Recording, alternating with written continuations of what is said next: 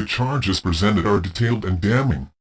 The indictments assert that President Obama acted as a dictator to exceed his powers of office, to appoint officials behind the back of Congress during a recess period.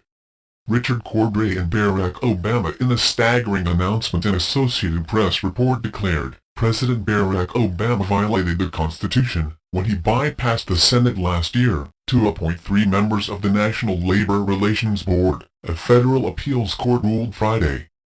Mr. Lyndon LaRouche, a well-connected journalist and political activist, characterized the court's assessment as probably the greatest indictment ever seen on a standing president throughout history. White House Press Secretary Jay Carney reacted strongly against the charges, declaring, "We believe that the president's recess appointments are constitutionally sound." However, the federal court seems to disagree, having put in place a list of charges presented as conclusions according to LaRouche. The court appears to take the view that no such recess was in place.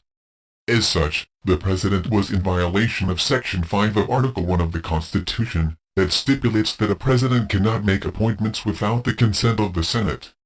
The failed Obama gambit had hoped to apply the section of the Constitution that reads, "The president shall have power to fill up all vacancies that may happen during the recess of the Senate, by granting commissions, which shall expire at the end of their next session."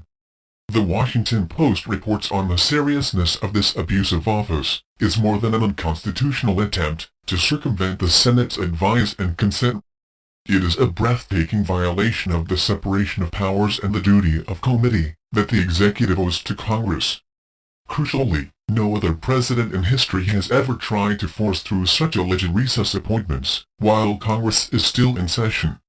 The offenses occurred last year, when President Obama opted to bypass Congress and unilaterally appoint 3 people to seats on the National Labor Relations Board.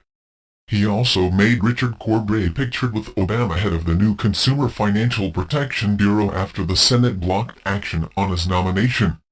Cordray's appointment, made on the same date, has been challenged in a separate court case.